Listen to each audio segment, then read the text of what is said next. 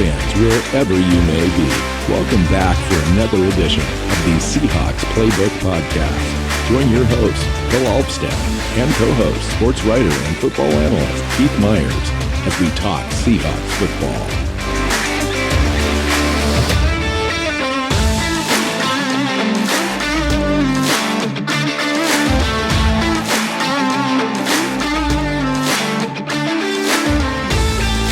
Hey Seahawk fans, welcome back to another edition of the Seahawks Playbook Podcast. I'm your host, Bill Alvstad, sitting down with co-host Keith Myers.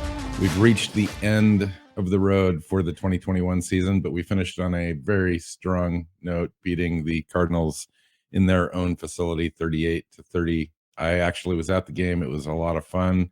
Keith, was it fun on TV too? It was. I mean, there were parts of the game that were really frustrating.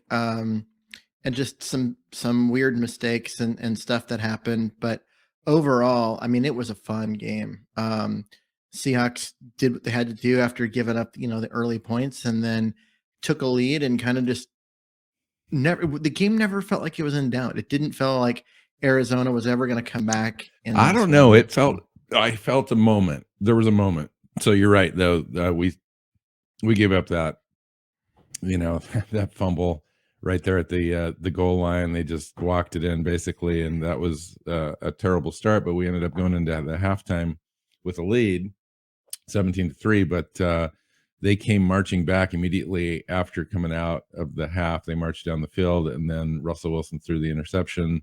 They returned it right to the goal line, and then one play later, Connor marched it in. So they took the lead, and I was thinking at the time, this could get squirrely, if we don't respond right here. Like if we just don't respond, they might. They did. And they did. Yeah. They did. So you take those two plays out of the equation, those 14 points, we dominated that game, Keith. And that's my point, is that the Seahawks dominated the points. You had the the strip sack, scoop and score to start the game on the game's second play to give Arizona the 7-0 lead. And then you also had the interception, which was returned to like the goal line, and I, in my head, I'm thinking, oh yeah, the pick six, but it wasn't actually a pick six. They did have to hand it off and punch it in order to get the points. But those 14 points were gifts from Seattle's offense to the Cardinals, and to a team that really needed it.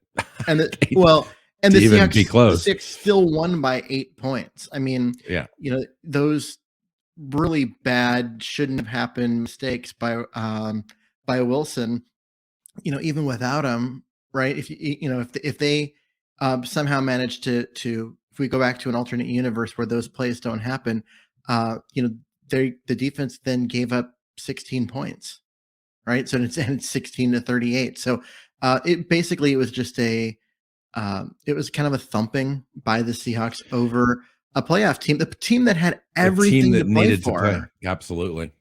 And so what I really wanted to think about with this is I wanted to get your opinion.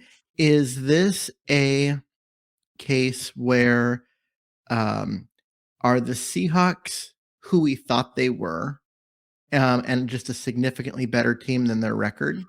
Or is it a case where Arizona is more like what I thought they were than what you thought they were, and a team that started hot but then just doesn't have it anymore? And wow, that's hard. I think you got to separate those things, because obviously Arizona's got their own issues along with the rest of the teams in the NFC West. I thought it was going to end up being a stronger division overall, and the teams end up having pretty decent records and so forth, but and you got three teams out of the NFC West that made the playoffs, but yet they all have these flaws that you just can't see them going to the Super Bowl and winning. I just have a hard time. Now they could get hot, from this moment forward and so forth, and one of these guys can plug away and overcome Green Bay's home field advantage and all that stuff and get in.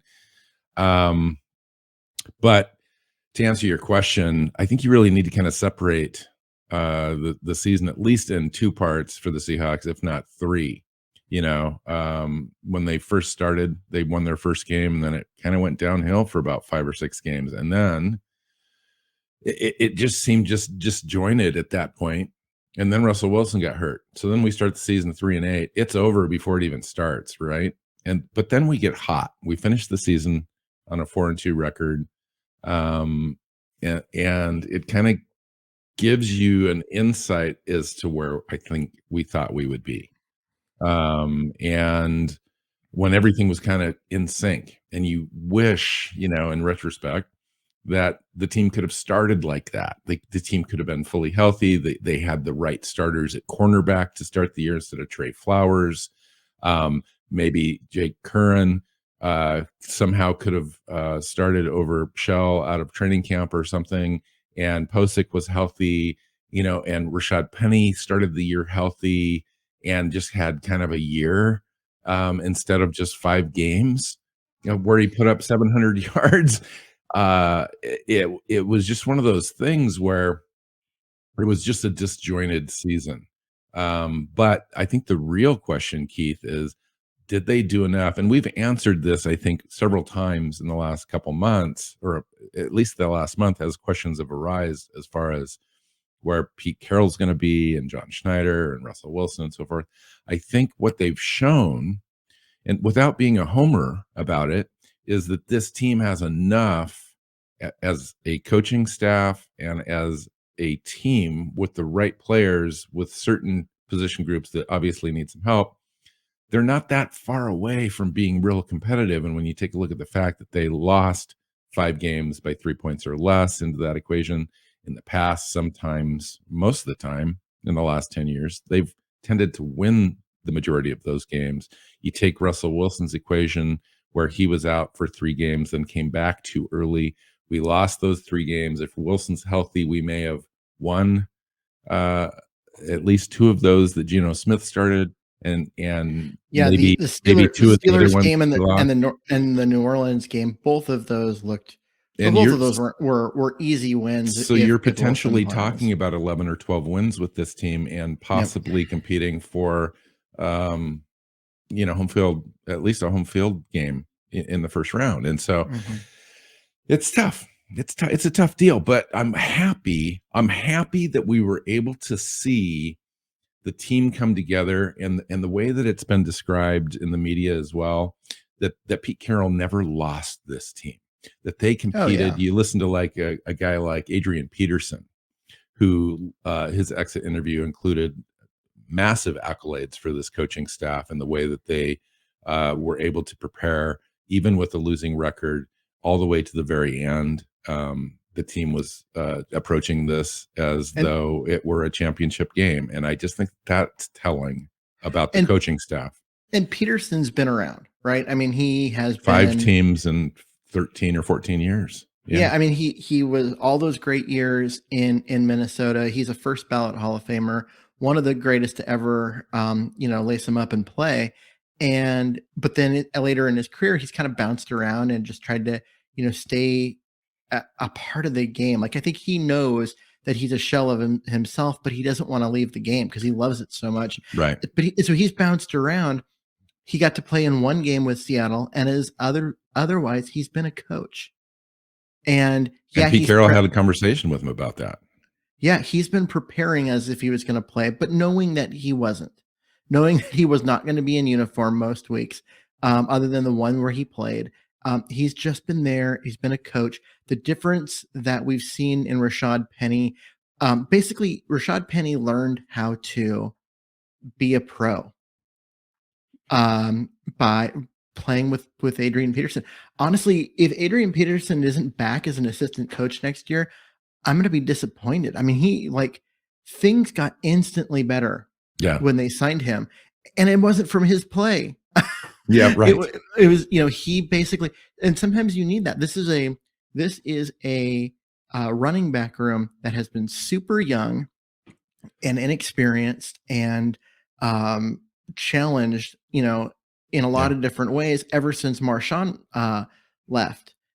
And to get someone like him in that can teach guys how to be a pro and do that has been great. And obviously huge. Love to have him back as a coach. And the thing that he said, that was interesting was that he actually really enjoyed the role. he had a lot of fun with teaching Penny what it took. And what we saw out of Penny was, oh my God, good. Yeah, right. Like this kid, historic level, good. Yeah, like the most yards ever in a Seahawk in a single game, Seahawk versus Cardinals, which I was at the game in Tempe when Sean Alexander had that like 98-yard touchdown run. Nice. And the fact that Penny had more yards in this game than Sean Alexander had in that game is telling. Like, yeah, and he did it so easy. Like he you know, he had 20 carries or whatever, but man, it just seemed like every time he had the ball, save a few, were positive gains, were you know, and the offensive line just really came together in the last 5 or 6 games to block for him too. Mm-hmm. And you know, and having Haynes in there for Gabe Jackson. Haynes was at left guard against the Lions, and both those games were blocked exceptionally well. Yep. Well, that's what the Cardinals have a great defensive line. This is not a slouch team. Oh no, not at all. On their defense.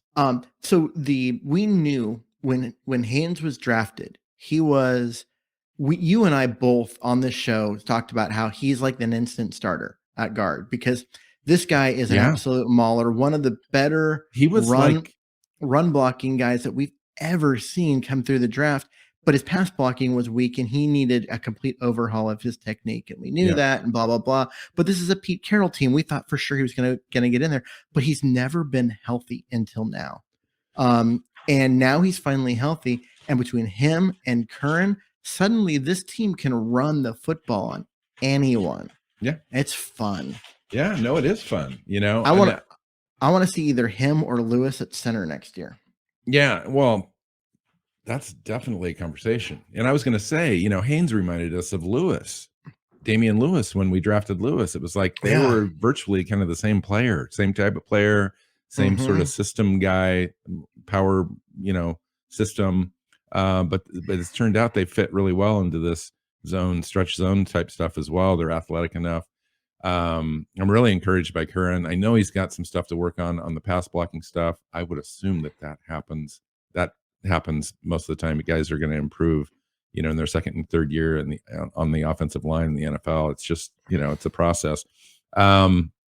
Speaking of Rashad Penny, I'm just so happy for the player and the person. You know, I realize that the team is going to have to make some decisions. Rashad Penny is going to have to make some decisions, etc. My thoughts on Rashad Penny contract wise are this: you know, he missed the majority of games in his first 3 years. He missed the first 10 games this year. And I think that you're best to allow the market to kind of show you where he's going to be, because there may be a team out there that's going to give him a 3-year deal worth $7 million, but I don't think so.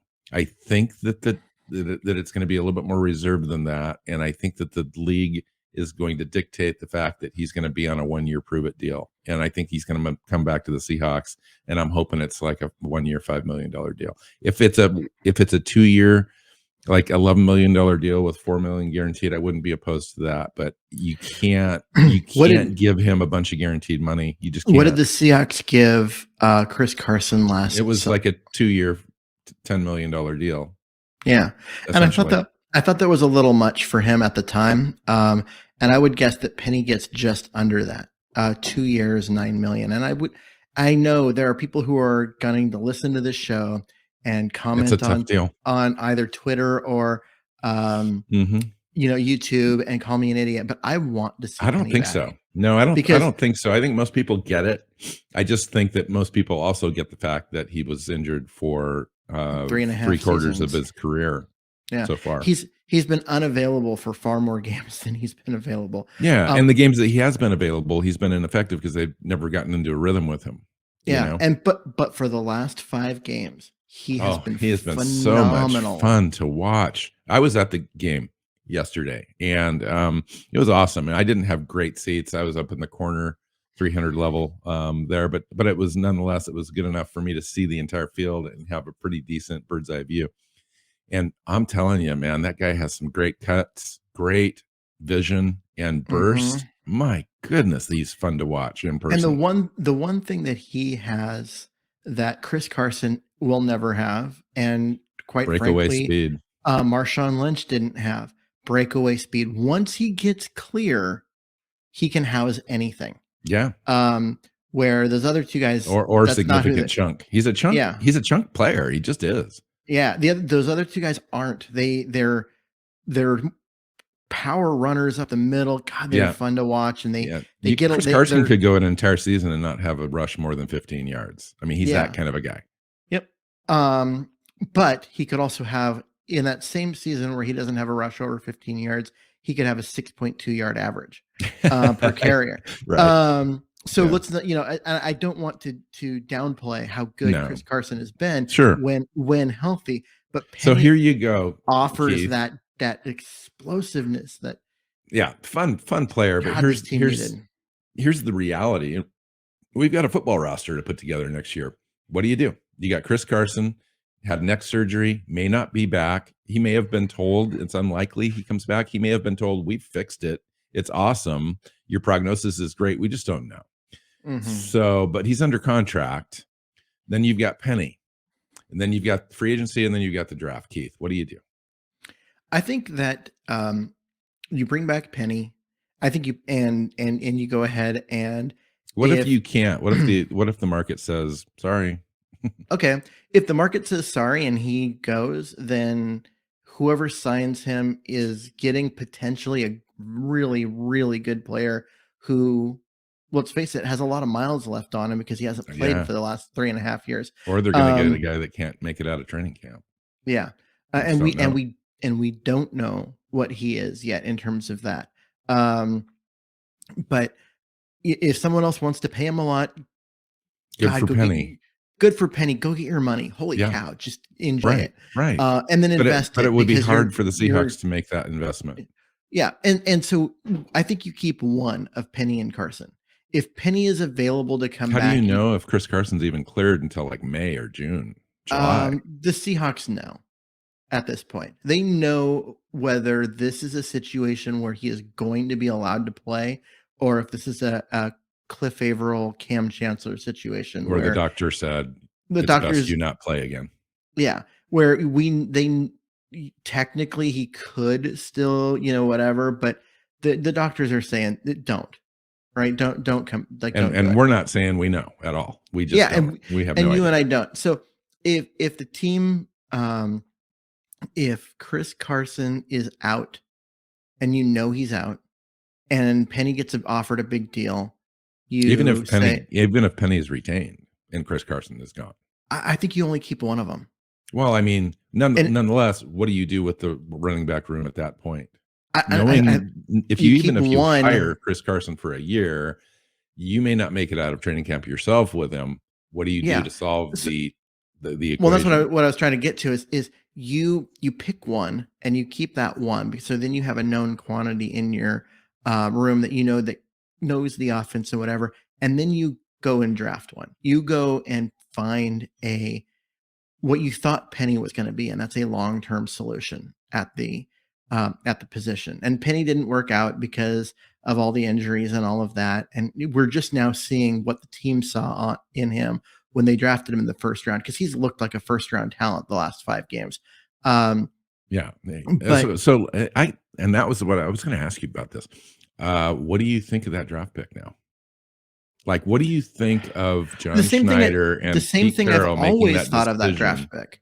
I didn't have a problem with going out and drafting Penny where they did. It was the back end of the first round. They wanted to get their guy, and Penny was an obvious talent. Like there was no disputing. But so was Nick Chubb, right? True, but there was no disputing that Penny was a guy that could go out and dominate a football game. And Nick Chubb was too, but Nick Chubb had blown out that knee and had just had it repaired. And there was no but a year and a half earlier. I know, but there was no guarantee that he was going to have any kind of durability with that knee. Because we've seen it way too many times with other guys, that have that knee injury and just aren't the same after. And so they went ahead with Penny, who had never missed Correct. a game. And it didn't work out. 7 touchdown returns as a kick returner in college, by the way. And you know what? Explosive. I don't have any problem with them taking a running back where they did, because it's at the back end of the first round. If they had taken a running back in the top, 20, I'd be right there with everyone else going, what the hell are they doing? But, where they took him at the very back end of the first round, they got their guy. Does this validate that pick, this last 5 games for them? Does this show the fan base, I guess, is what I'm saying, that this pick was really everything that they thought it was going to be? I think what it shows is that the talent evaluation was right. That this is a guy who can take over and dominate games. And that's the only thing that if you're going to spend a first round pick on anything, it better be a guy that can take over and dominate games. And it showed that the talent evaluation was accurate. That's exactly what I'm trying to ask, I guess. But that it just was unfortunate that the kid just couldn't stay healthy. Right. Okay. So did you want to talk about this game? Because I wanted to talk about a couple of things. The Seahawks signed 12 future free agent deals today. I want to talk about those players. And then I kind of wanted to go over the unrestricted free agent list for the Seahawks really quick. Yeah, the only things I wanted to talk about with this game was Penny. Lockett having a great game, Metcalf getting Wilson. Wilson had a great game. He didn't have a great game. Wilson had. Well, you take those couple of plays out, but you know what I'm saying. He looked great. He had that touchdown to Everett that was there that missed. Should have been a touchdown. So that was 4 touchdowns passing plus a rushing touchdown, and that rushing touchdown was amazing, great at the moment. This was kind of more vintage Russell Wilson. He made a couple of really dumb mistakes. You have to know that first turnover, the scoop and score by Arizona. Like, you've got 3 guys coming on that side. You've only got 2 blockers. It's a 3-step drop. The play was called as a 3-step drop to get it out of his hands before Chandler Jones could get there, and he didn't throw it. He ate it. Yeah, right. And then he didn't even cover up the ball and take the sack. He fumbled it, and it went for a touch. That's 100% on Russ. And he's got to do better. And that interception was ugly. Yeah, that was a desperate throw that didn't need to happen in part at the time of a game that just didn't need to happen. Yeah. Yeah, and both of those turnovers. So both of those turnovers are 100% on him. They're bad, and you can't. But I do believe that the rest of the play totally outweighed that. He played really well the rest of the game. He was making great reads pre-snap. He knew where the ball was going. Accurate. He was decisive. Throws. He was accurate, with the exception of a couple of throws. But yeah, he was accurate. He was fun to watch. He was putting the ball where it needed to be at the right time. Mm-hmm. This was what we wanted to see the offense look like, both the running of Penny, the play action, the play of the tight ends, Wilson distributing the ball around with everybody, hitting the big play, but taking what the defense gives him also and moving the balls. They went 8 for 12 on third down. Nice. This was what the offense was supposed to be all year. And they did it against a really good defense and against a team that was fighting for their playoff lives, hoping to win the division, hoping, all of that, knowing that this game mattered so much to them. And the Seahawks were the better team. They were simply the better team. And that's what was missing. So after the game, you listen to the interviews, you listen to Pete Carroll on 710 this morning. It sounds like a regime, sounds like a quarterback, sounds like everything that you would hear out of a staff that is completely 100% confident that they are coming back. They're putting it all back together again, and they're moving forward, and the decision-making process is already happening, and it's rolling. So I just want to put that to bed a little bit. I know, there was a big push, for the last, let's just say 6 weeks, really, when the season was out of hand. 3-8, obviously, is going to get a lot of people riled up, understandably. 3-8, 5-10. Yeah. I mean, and so, but I think that everyone's done enough. I think enough would have been done to justify rolling things forward anyway, given the history. But I think this run showed, I think the most important thing it showed, and I talked about it right up front, was the fact that Pete Carroll never lost this team. Yeah. And that's really, really, really important when you head into a new season, because if he did, it would have been over. Yeah. And if anytime a coach loses the locker room, it is over. And I think Pete Carroll started to lose the locker room a few years ago, and that's why Richard Sherman and company all were jettisoned at the same time, and they went ahead and went through that retool that was really a rebuild, but they didn't want to call it that. Yeah. 2017 was because Pete Carroll was starting to lose the locker room, so they jettisoned all of the veteran leaders of the team that were part of the problem. And I say problem, let's face it. I mean, there were points vocal. where they were vocal, and they were vocal anti-Pete, and they were all gone all of a sudden, and he was able to reconnect with it. And he hasn't lost the locker room since, and he didn't lose the locker room this year despite a losing record, which I think is phenomenal. That's really hard to do.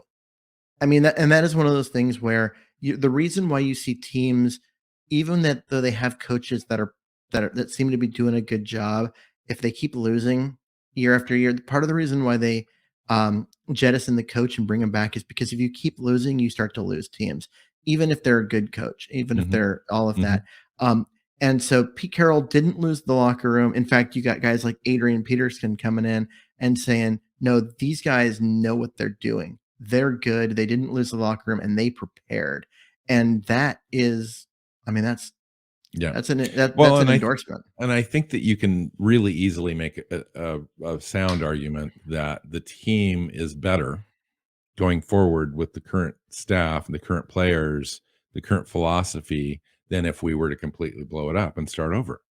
So when you have a franchise quarterback that's under contract for a couple of years, you have a coach that's under contract with a long history, and you and I have talked about it several times, that we're really not that far away from kind of getting back to being a real competitive team. We thought we were there at the beginning of the year, save for a few things. I think we were off a little bit, obviously, but we knew the position group wise, I know that bad. we're close though. I mean, if you take a look at this offseason, we know exactly what we need to do. We just got to go do it. We've got the money. There's about $55 million sitting in salary cap, and we're going to have a salary cap show here coming up pretty soon. We're going to go through all the position groups. We have a really good understanding of what we need to do, where we need to go, free agency, the draft, all that kind of stuff. So we'll put all that together. But I really do honestly believe, and it sounds like Pete and John are meeting with Jody Allen this week in the ownership group to make sure that everyone's still on the same page. It sounds like they're pretty darn confident that they already are. And so I just imagine that they're going to go forward with a vision that they always have every year, which is to try to make the team as competitive as possible and get into the Super Bowl. I mean, I truly believe they really try to do that.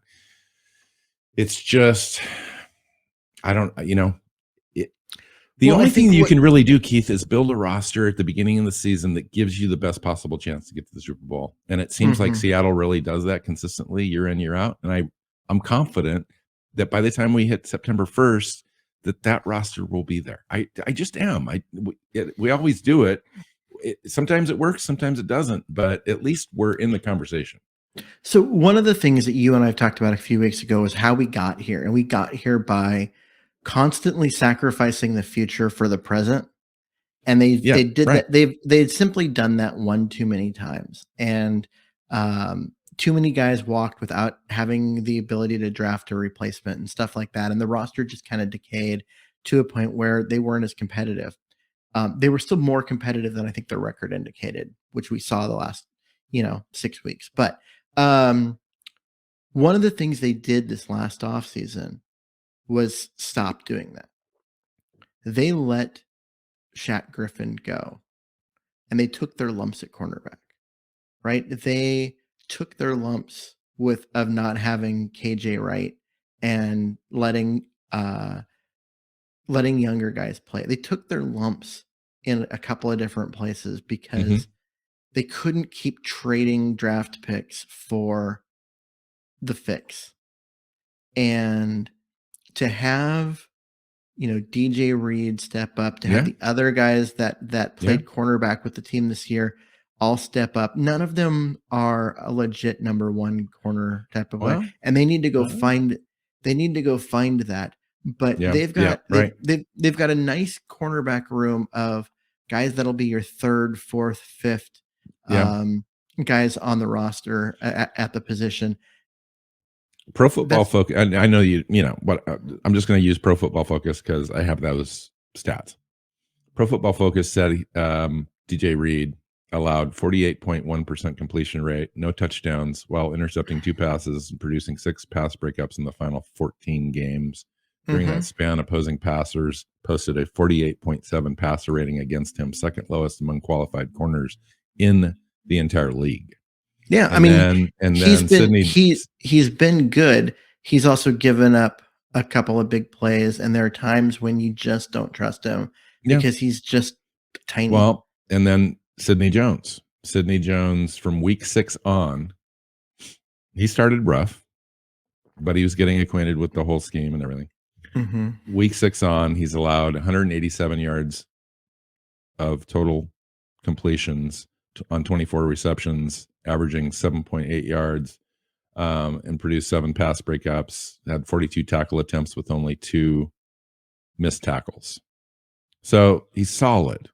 I'm not saying he might not be a starter, but he's a good third option. Exactly. And you put DJ Reed over on the right side, and you let somebody come in, and you have a shutdown corner. Yeah. So you have a really nice trio then. So really, we're only one piece away. You bring Diggs back. Well, and you've also got assuming he can get healthy after a nasty injury, but there's no ligament damage. It's just a clean break. I understand. No, I was thinking it was Trey Brown. Is what I was going to say. With him, I forgot about Trey Brown. He exceeded expectations this year before his injury. He's a nice guy that I think is a good third option. I love to hear you say that. After we went through the draft process. What I've admitted multiple times. Oh, I know. I'm giving you a hard time. He has far exceeded what I ever expected out of him. I expected him to be. He's got a nice future. To be Jermaine Ifedi on the defensive side of the ball, just a penalty on every play. And he wasn't that. And all of the physical talents he was able to get through without committing the penalties that he did on every single play in college. Yeah, and he was a nice physical guy. He's a nice little press guy too. Yeah.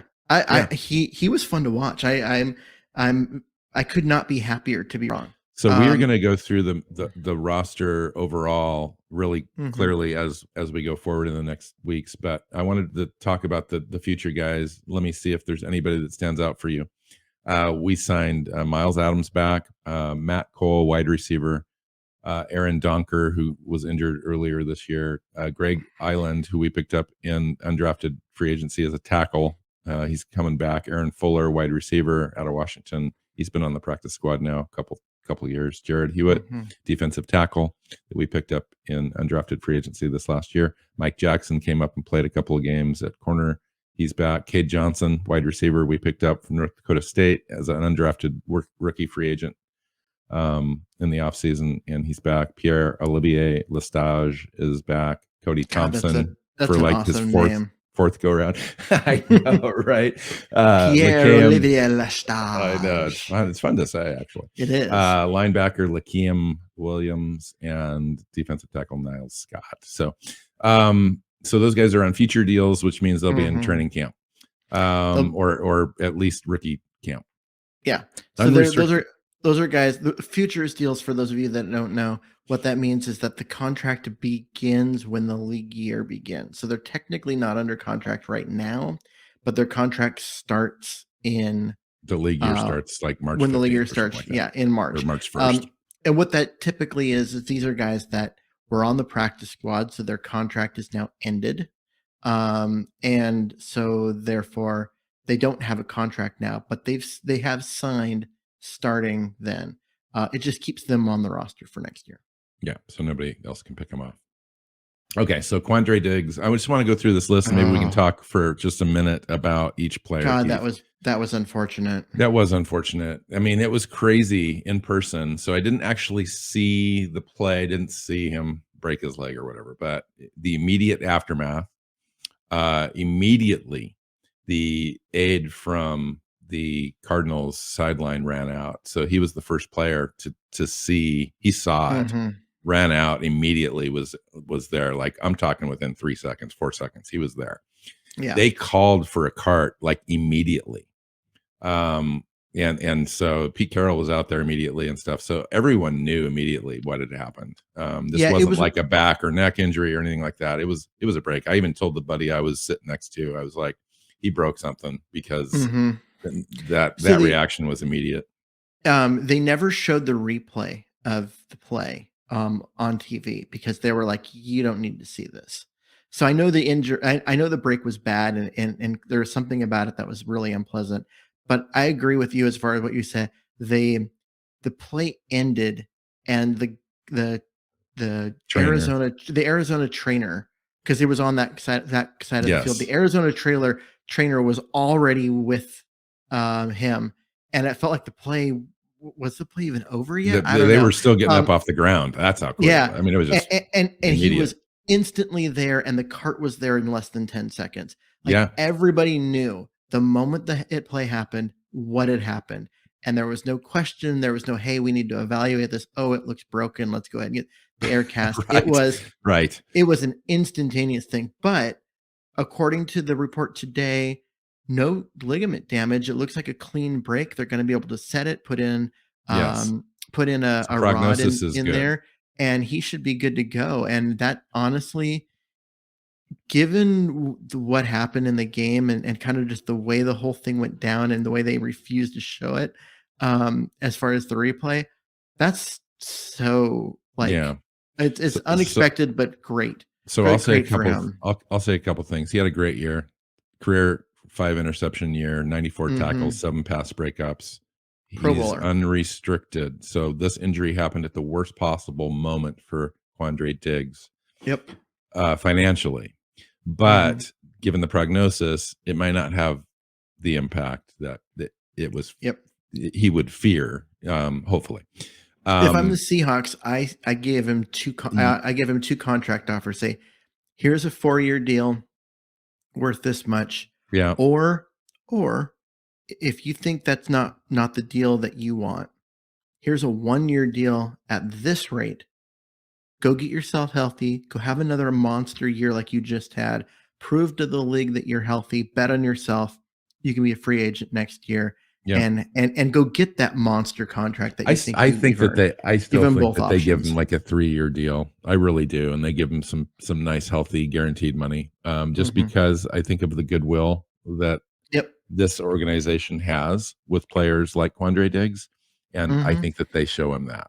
I really do. And that's what I mean. You give him both options. I still think though that they give him like a league competitive offer. Oh, I'm not saying don't give him a league competitive offer. I think you give him the league competitive offer, but you also give him the 1-year option and say, this is for you. If you want this, he thinks he's betting on himself, and you're going to bet on yourself. You're going to come back. You're going to have a monster year, and the next year you're going to make significantly more than what we're offering you and what the league, anyone in the league would offer you right now. Do it. Or I still think somebody would offer him, even with the clean break and all that stuff. If the prognosis is good, I think that he gets multiple offers on if he reaches free agency. So we'll see. I don't know if the bigger part in that is you can't sign a contract until you can pass a physical, which means by the time he signs a contract, it will be so late in the process. Nobody has any money left. Can the Seahawks sign him? Yes. The only team that knows him and knows what's going on well enough to sign him to an extension will be Seattle. And even then, it will be dependent on him passing a physical. So he'll sign a tender, which basically says we're going to sign this pending physical, and the Seahawks are going to be willing to wait for 3 months for the physical, or 4 months. Or I wanted to say this too. Tyler Lockett went to Coach Pete Carroll after the game and said, "Can I stay back in Arizona with Quandre Diggs while he has surgery, and I want to spend the night with him?" And I thought that was freaking amazing. Yeah, so hats off to Tyler Lockett. It shows you the type of person Tyler Lockett is. And he stayed with his teammate, with his friend who's going through something. I mean, I don't care. Like Marshawn Lynch stay with Tyler Lockett when Tyler Lockett broke his leg? Or it was Ricardo Lockett with the neck. The career. Somebody stayed with Tyler Lockett though when he had his injury. I thought his injury was in Seattle, but I don't know. And that part I don't remember, but I do remember with Ricardo Lockett, it was a league, in Dallas. Yep, it was a career-ending neck injury. He tore ligaments off his neck. There was no stability to his neck, and if he got moved wrong, he could have been paralyzed from the neck down for the rest of his life. And it was way more serious than we ever thought at the moment. And Marshawn Lynch didn't ask permission. He said, "I am staying. I am staying with my dude." And he hung with Ricardo Lockett for like most of a week in order to be there for him. And then he eventually came back and got ready to play. But wow, it shows you the type of dude Marshawn is, and part of the reason why I respect him so much. And for Tyler Lockett to do kind of the same thing for Quandre, I think is just. It shows the character of the team, but really Lockett and the bond that he has that transcends, offense and defense. Mm-hmm. This is his teammate, his friend. He's going to go to battle with him. And honestly, it's part of the reason why I think Pete Carroll stays. That's exactly right. Because if you've got guys that go up against each other in practice every day, and they grind against each other, and they know.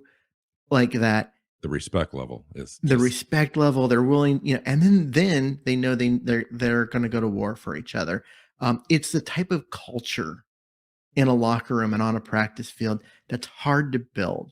And Pete Carroll has managed that for a decade. And I think that these are the types of things that are just not thought of by most fans when they're talking about a team and what it means to fire a head coach and all that kind of stuff. The culture that Pete Carroll has created has been amazing throughout his entire time. Second to none, first class, world class. Absolutely. So we've already talked about Rashad Penny. Dwayne Brown is an interesting situation. He came out and actually said that he'd consider a 1-year contract now. He realizes where he's at in his career and the realities of financially of the league and so forth. And I thought that was a good sign actually for the Seahawks, because we've talked about him possibly being available and being a placeholder on a 1-year deal for Seattle next year. And so if that is really an option, that'd be great. Early in the season, I thought he was done. Honestly, he was not playing well. Allowed 7 sacks in the first 9 games. He was showing his age. It was bad. We'll be honest. It was not good. He turned it around down the stretch. One sack allowed in the final 8 games. Yeah. I mean, was he an all-pro? No, but he was a significantly better player. If he would have played the same in the last 8 games, if he would have played that way in the first 8 or 9, I think he would have been a Pro Bowler again. Pro Bowler. Yes. All pro. No. But he played at a Pro Bowl level for the last 7 games. Yes. Good sign. And so I'm content to give him a 1-year deal and bring him back and roll this forward, and then know that you've got your right tackle, you've got your left tackle for a year. You can see if Forsyth has the potential to develop. It makes everything so much easier to accomplish everything else that you want to accomplish on your team if you can nail down Brown and figure out even Posik's on this list too. So I'll just talk about him right now. Even Ethan Posik, if you can get him back on a 1-year deal and then try to go solve it in, bring in another guy in free agency and then draft a center of the future. Even if you bring back Posik, you add continuity to that line. I think it makes everything better. At least your baseline floor is what it is, which was this last 8 games, which was pretty darn good. You had a historic running situation with a running back with that line. Yeah, and what we saw, like I was saying earlier, what we saw in this game, this was the Seahawks that we expected to see all year, right? This was a team that offensively was really potent. The running game was great. Wilson was efficient. And that the defense was great up front and struggled in the back. This was exactly the team that we expected. And that even with the struggles in the back, it didn't really matter that much because teams just simply could not keep up with Seattle in terms of scoring. Yeah, right. And this was what we expected. We saw it the final few weeks, but we didn't see it for most of the season, and that's unfortunate. Ethan Posik had allowed 0 sacks in his final 9 starts, and he didn't start the first 5 or 6 games. Mm-hmm. I mean, the decision making, though. The thing that bothers me the most about the center position this year is the decision making that went into it. So I'm fine with Ethan Posik being on the roster, but we both knew in the offseason we needed to address that. So did the Seahawks, and they didn't. They went into the season with Fuller and Posik there without addressing the situation, and they paid for it. Yeah, and it contributed to losses on this team. Fuller was bad. Posik came in and was bad. Rusty. Sure, we'll go with Rusty. He was bad when he first came back, and then he did settle in and was part of the success of this team the last 6 weeks. He was part of the success. I mean, it wasn't just that he played when the team was successful. He was part of it. He was a piece of it. Yeah, allowing 0 sacks in the final 9 games, and those games included games against the Rams, against the Cardinals, against significant defensive lines against him. So Sidney Jones, we talked about a little bit already. Rasheem Green, unrestricted free agent. What do you do with a guy like Rasheem Green, who ended up having a really decent year? Had 6.5 sacks, tied for second on the team with Darrell Taylor, career high 48 tackles, team best 15 quarterback hits. He's a big guy that can slide in and out. He's our best defensive edge setting 5 tech. If you can bring him back, you bring him back. And if you have to cut Kerry Hyder financially in order to do it, you do it, because Rasheem Green was better than Kerry Hyder all year. And I'm sorry for the Kerry Hyder fans out there. I like him. I thought he had a potential to do good things, but yeah, he had a good game yesterday, but most of the season he was underwhelming. Yeah. Rasheem Green was the better player. This was the player that I thought the Seahawks drafted in the 3rd round back in the day. And we haven't seen it much of him until this year and a little bit last year, because again, kind of just couldn't stay healthy. When your starting 5 tech can give you 6.5 sacks plus 48 tackles and some quarterback hits and pressures, solid. Yeah, that's what you want out of your 5 tech. Plus, we were stout against the run as a team. We were top 10 against the run. Yep. And his ability to slide inside to 3 tech and not just get overwhelmed when teams run against him was great. He's good setting the edge. You got to bring him back. He was just too important. Will Disley, tight end. He had 21 passes for 231 yards, but that's not his role on the team. No, his role in the team is to basically be the second right tackle. And he's a blocker. And I like Will Disley. I think that his role and what he does is extremely underrated by fans. Yes, they look I agree. They look totally. At a tight end and they look at passing stats, and they don't realize what he does in the running game, what he does as a pass blocker. There have been many times this season where he has ended up one-on-one against an elite edge rusher and won that battle. And you do not see that from tight ends. In fact, most edge rushers would prefer to switch to the side of the line that has the tight end because they know they can beat a tight end. But when it's Disley, they don't beat him. He's really good at what he does. He is no longer, I don't think, the athlete. His ability when he was running, he kind of looked like how he did in college when he just looked running was not something he should be doing. He's average athletically or below average athletically, I think especially after the Achilles and the ACL. Yeah. He just is.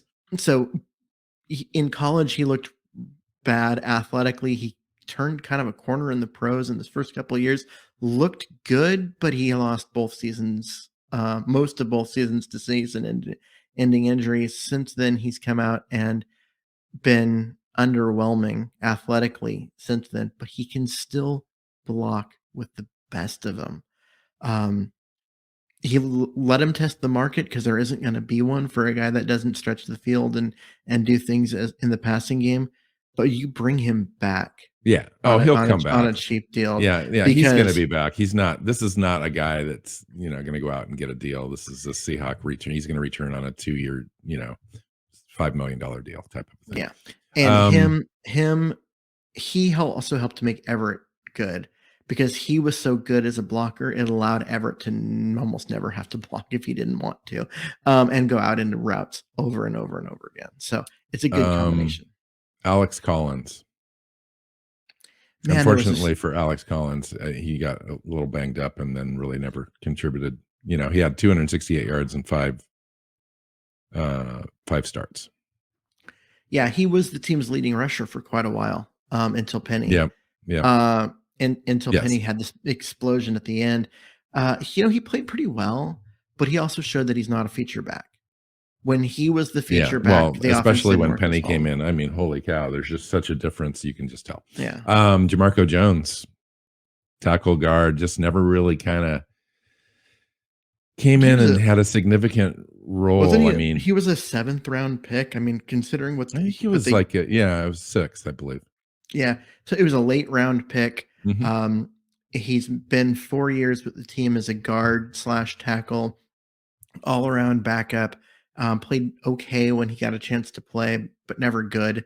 I think that, that's bring him back on a veteran minimum type of a deal, maybe. Yeah. Or if you like him, or you move on. Or you move on because you've got and you've got Island on on the practice squad. Robert Kimdichie, defensive tackle, ended up having playing 9 games, 15 tackles, a quarterback hit, pass deflection. Not the same athlete you would expect to be as a former first-round draft pick, but he never really was that guy so far in the league, at least at this point.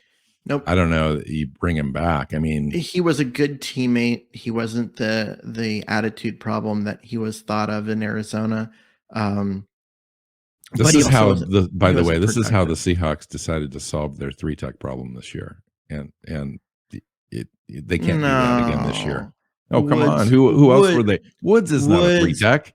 Woods was Keith. Who they solved their seat. No. When they cut Jerron Reed, they cut Jerron Reed and signed Woods within 2 hours. In 2020, hadn't even played last year. Came in, was rusty. He's not a 3-tech. He's never been a 3-tech. He's a space-eating 2-gap player that is taking on double teams. That's Woods. He's a run stuffer, dude. True, he's but not a pocket penetrator. When they cut Reed, they signed Woods. Yeah, but just because they signed him 2 hours later doesn't mean it's like a direct replacement.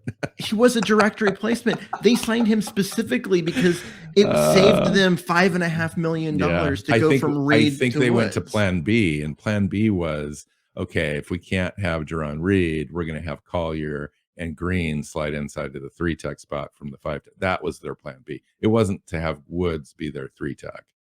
Well, I think it was they wanted Woods, so they had a 3rd defensive tackle. True.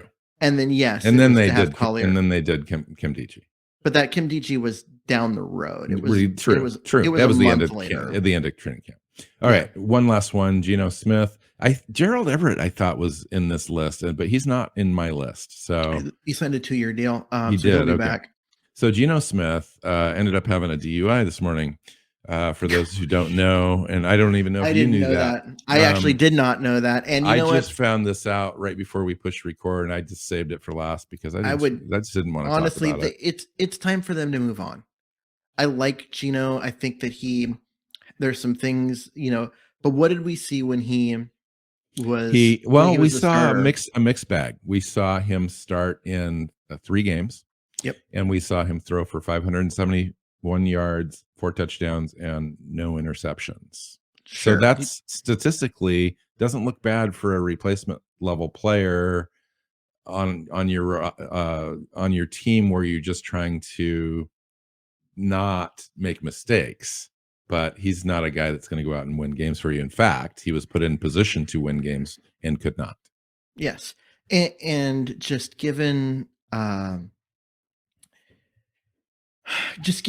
the Steelers and Saints games were easy, winnable games had they had any sort of competent play at quarterback, and they didn't.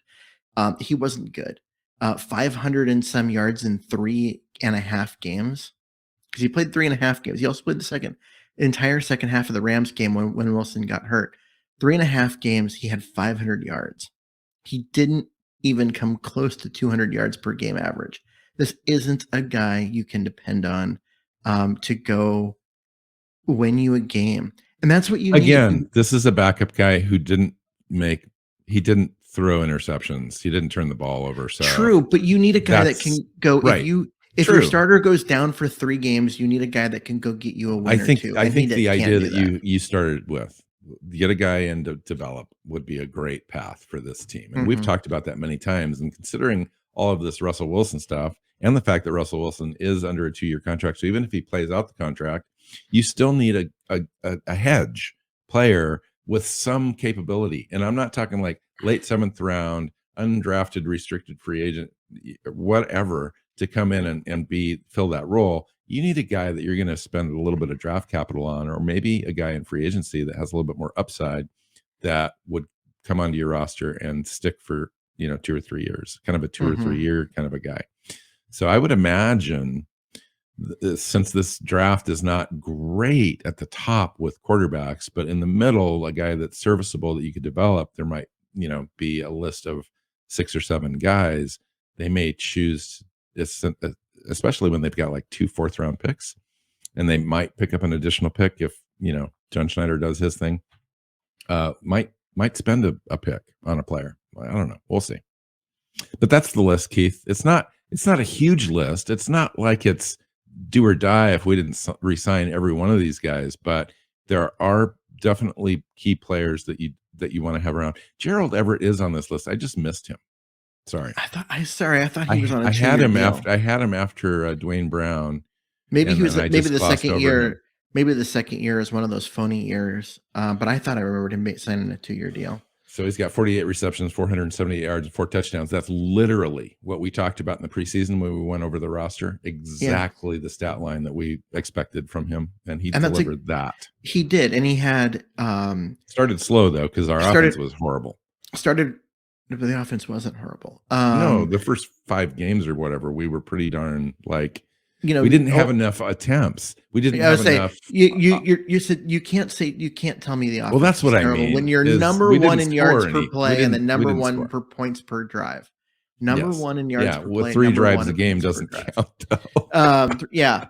But you can't say the okay. I won't say that terrible, ever again. But because it was in the middle after starting from the Rams game and then the first Rams game right up until the first of the 2 49ers games. Any games in the middle there, the offense was genuinely one of the worst in the NFL.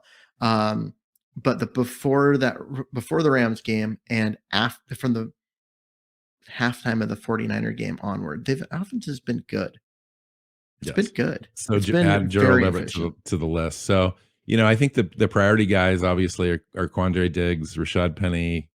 You could add Dwayne Brown to that. Gerald Everett and DJ Reed.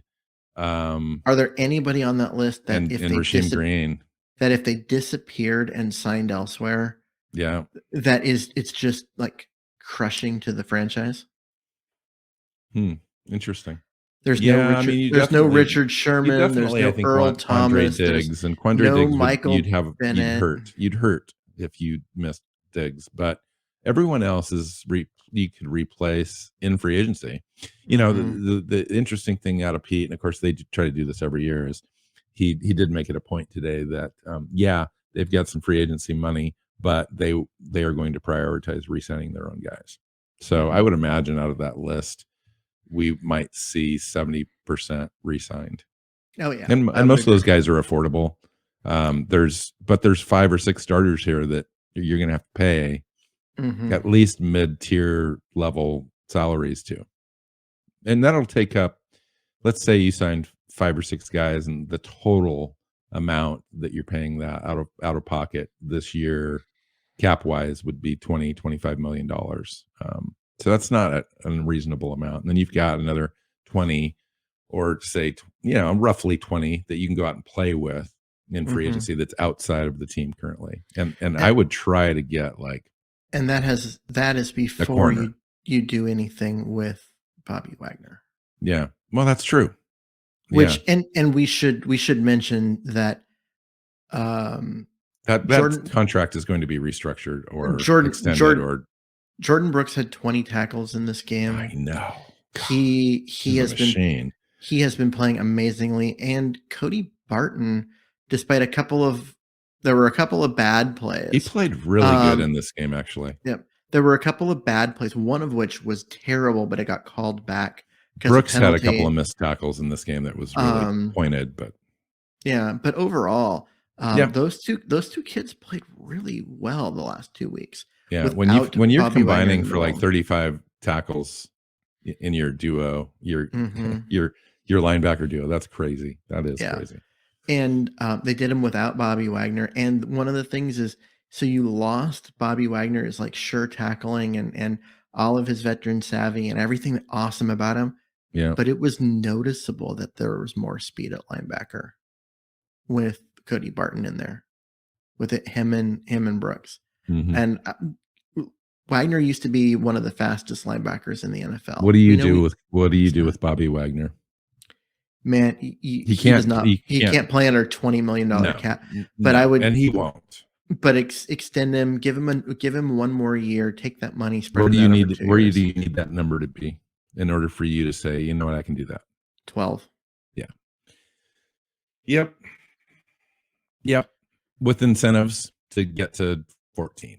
Yeah. Maybe Pro Bowl plus 140 tackles plus Super Bowl or NFC Championship game or something.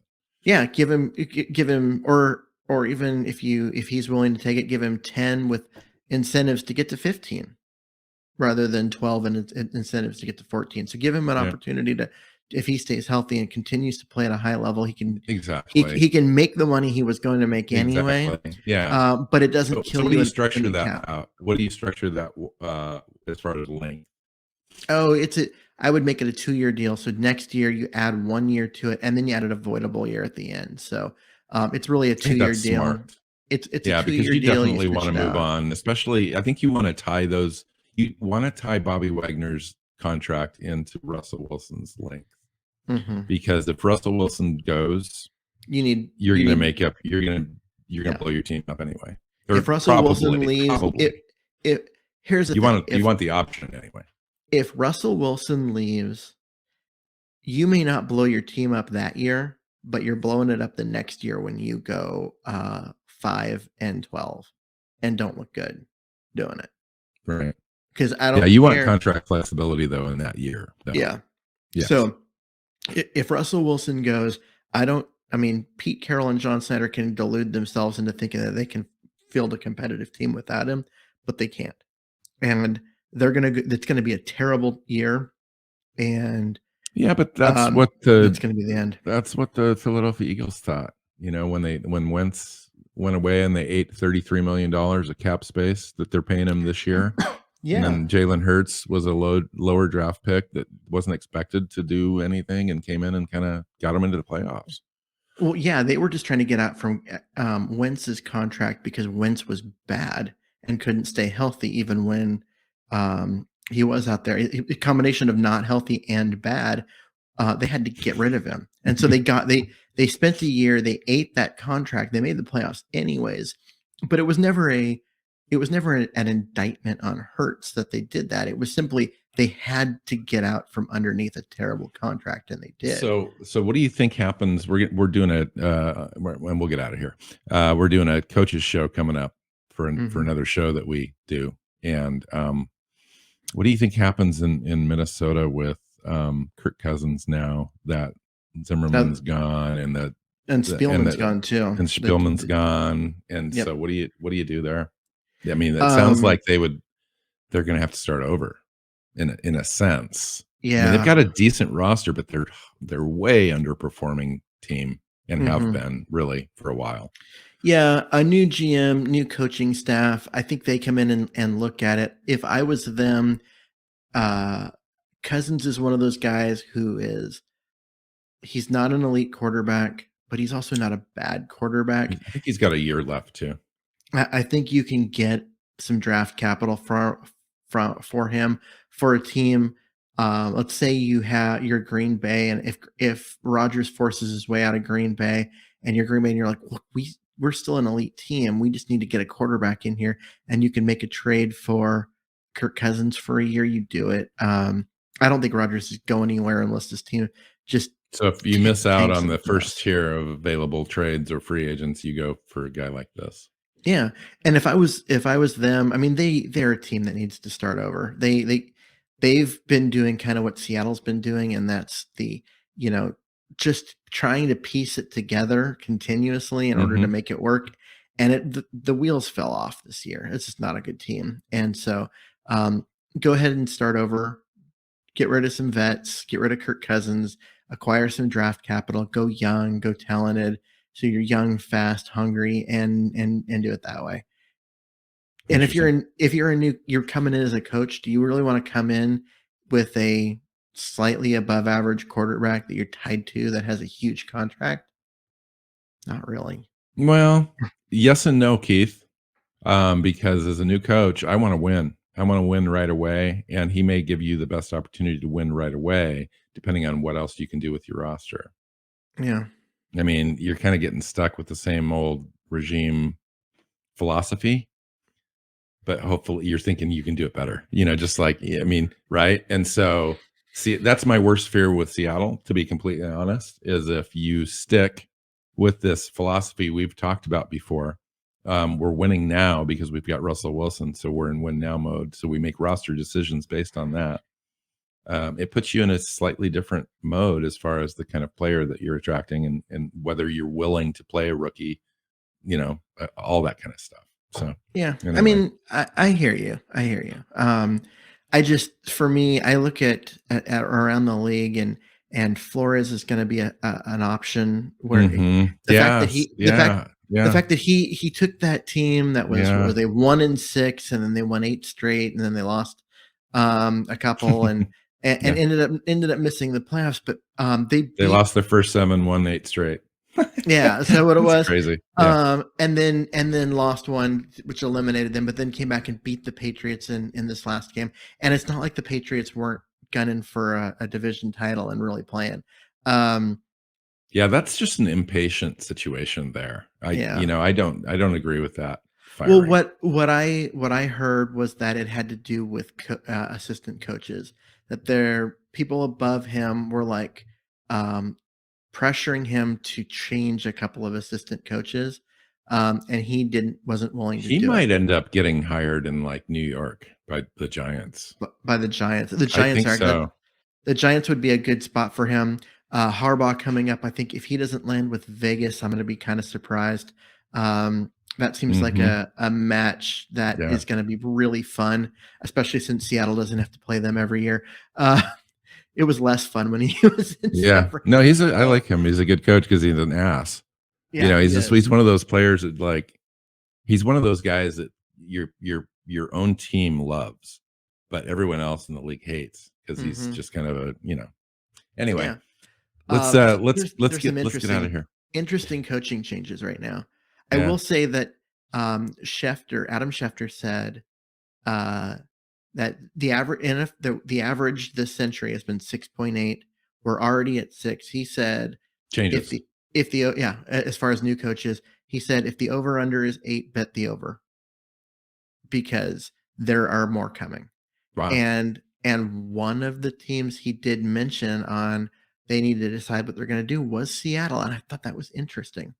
But I do given everything that's come out, It is hard. I mean, the national narrative is interesting because it's also Schefter. You do view Seattle in a certain lens, and you've got a 71-year-old coach with a quarterback who's perceived to be unhappy. It doesn't necessarily need to be true. I'm just saying the perception is out there. Yep. And you do get mentioned in all these things. This is crazy. Mm-hmm. Okay. So do you want to get us out of here? I'll get us out of here.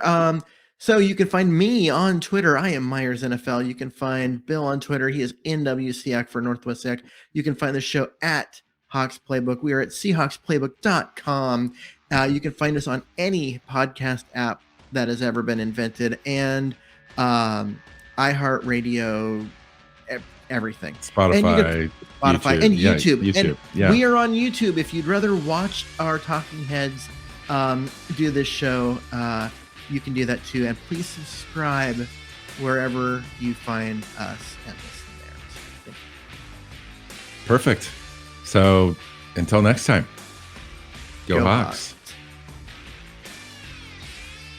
Seahawks Playbook Podcast listeners, thanks for joining us for another edition of the show. You can find us on Twitter. Bill is at NWSeahawk, Keith is at Myers NFL, and the show is at Hawks Playbook. You can listen and subscribe to the show at SeahawksPlaybook.com.